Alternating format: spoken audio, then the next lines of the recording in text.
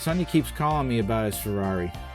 I've been making these videos for weeks and he's getting impatient. So let's get this finished.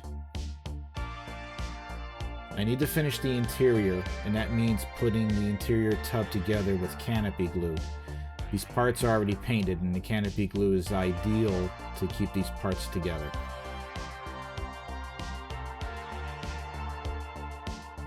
This strange part is the bottom of the dashboard, and I'm using more canopy glue. The steering wheel assembly has some tacky in the steering wheel hole there, and it's a bit of a pain to pull out.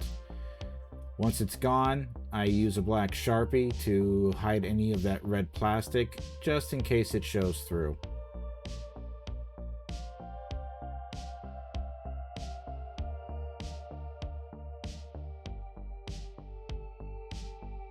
Now that the steering wheel assembly is dry, I use solvent cement to attach it to the dashboard.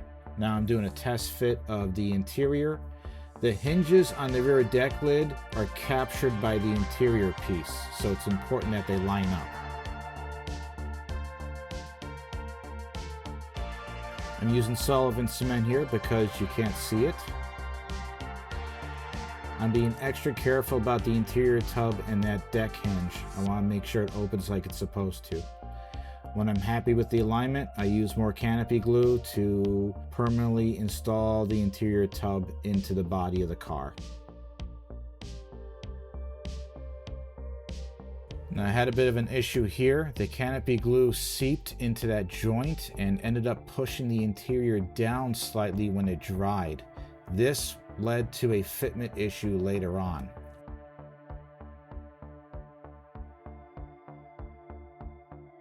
Here I'm using a post-it to make a template because I plan to install bare metal foil on this deck lid.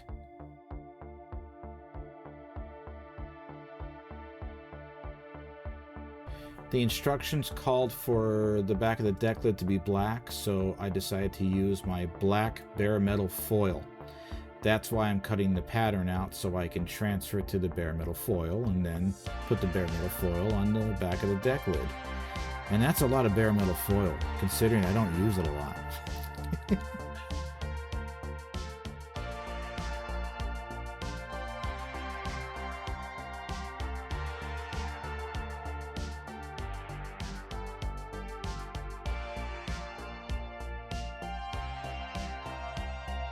This black foil is delicate. If you rub too hard, the black will come off, which makes it just so wonderful to work with.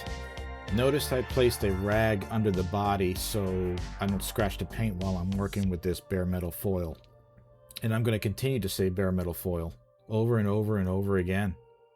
Now that I'm satisfied that the bare metal foil is on the back of the deck lid, I do a little bit of trimming so it fits the deck lid perfectly.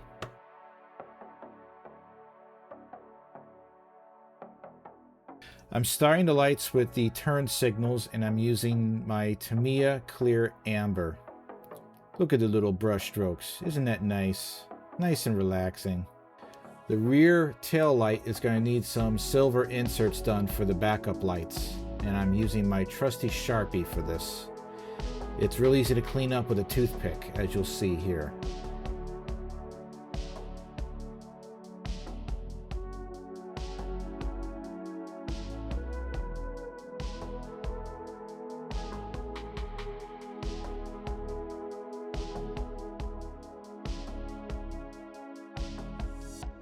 Now it's time for the red paint on the rear tail light. I start with the reverse indicators as they're paneled, and I want to seal them in. I did have trouble with this shape of the part because the paint will just run right off of it. I had to get creative and get it to stick. I found out that the paint will run in this area. To help the paint stick, I scuffed up the area with my sanding sponge, and you can see how the paint is slowly removed while I sand it, but I'm also scuffing the surface of the plastic. This will allow future coats of paint to stick to it. I then let it dry standing vertical so gravity might help me. Moving on, I am working on the headlight buckets and the turn signals. These install from the underside of the body. It's a little tricky. A toothpick will help. I'm using floor shine on the lights because of its capillary action. It just goes into the little cracks and seals it right up. The other side assembles just the same. Nothing special there.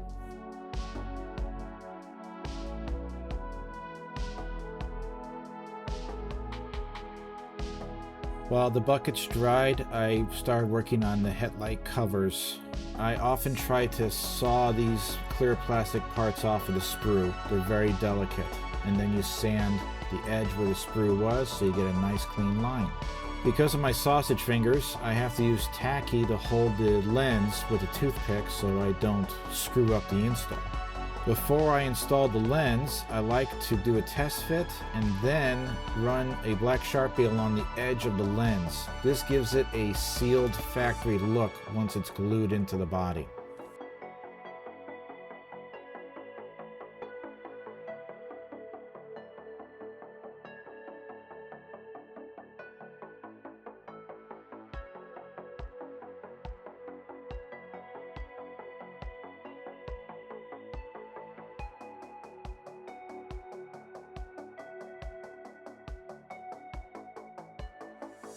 Here you can see the capillary action in, I don't know, action.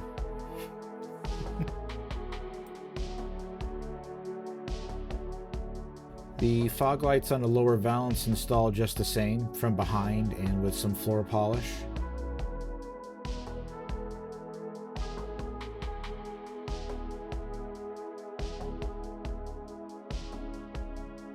I'm using Fusion Firm Chrome to put on the back of the headlights so you get a nice silver face and good reflections out of them.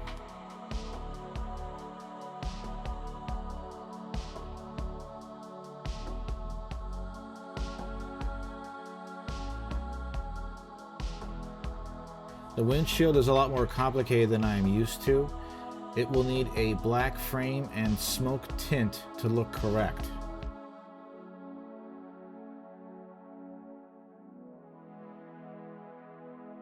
I started by masking the black frame.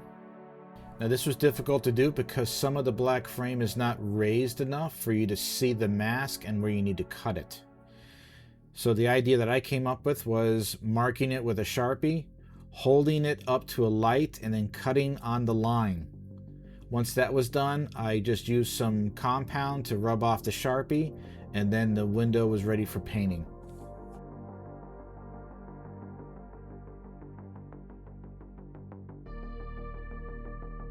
The last step in the masking is to mask the front to protect it from overspray.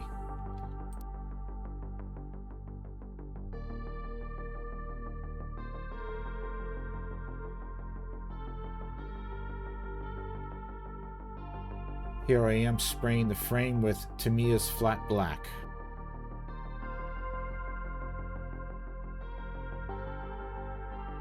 With the frame dry, it was time for smoke.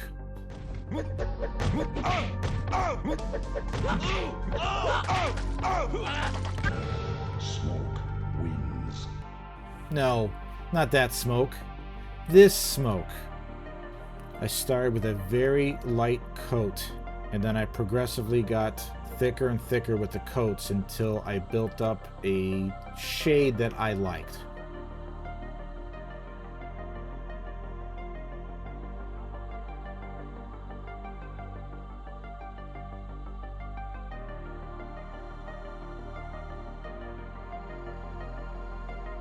We're at the final assembly stage, and here's where the fitment issue reared its ugly head. Because of the interior piece and the canopy glue that was causing the issue. Once I realized it, I had to break that joint and then re-glue it, and then my fitment issue just went away. With that problem solved, I can move on to the details. The taillight had been drying for a couple of days and it looked good. It's a tight fit for my saw, so I just used my X-Acto as a saw, and without a lot of downward pressure, just used a knife to cut it and release it from the sprue. Some of the edges of the taillight were a little sharp, so I'm using some 400 grit sandpaper to round them out. I noticed a bit of a bobble in the red there, so I'm using a red Sharpie to fix that, and no one will be the wiser when it's in. The tail light and the bezel it goes into is a strange fit because it's a concave shape, and you're going to need some influence to hold it in. So I'm using some watered down canopy glue and some pieces of tape that I cut to hold the tail light to the body. The key is to make sure the tape is very tight, and then I use that thinned out canopy glue to fill the gap, and when it dries it should look like a nice custom fit piece.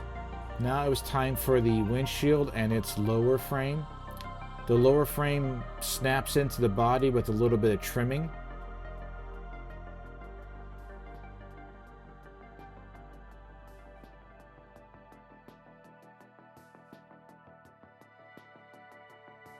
And then once that was done and I was happy with the fit, I used some more canopy glue to attach the windshield to the body.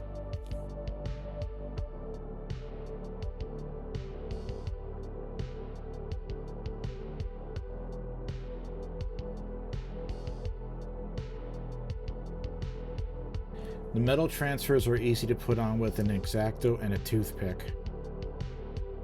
Thanks to the super zoom here, you can see how nice that badge looks, and I decided to put a thin coat of floor polish on it just to seal it on there. Next is the Pininfarina logo. The application is exactly the same. Very easy, very forgiving. Now I have the Ferrari logo on the tail light. That was nice. And finally, the big Mythos logo. I debated putting this on, but I couldn't cook up anything else to, look authentic to the car. So on it goes, and it looks like some private yacht. Then I glued on the rear wing, and it should be time to install the tires. And it is ready for Sonny to use to fight crimes on the dirty streets of Miami-Dade.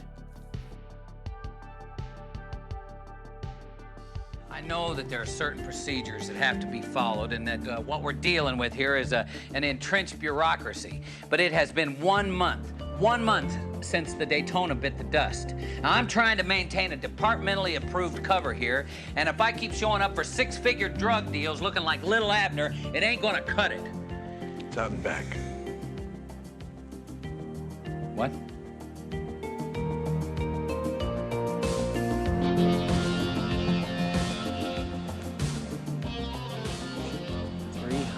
.40 horsepower, 180 miles an hour. New paint, new rubber.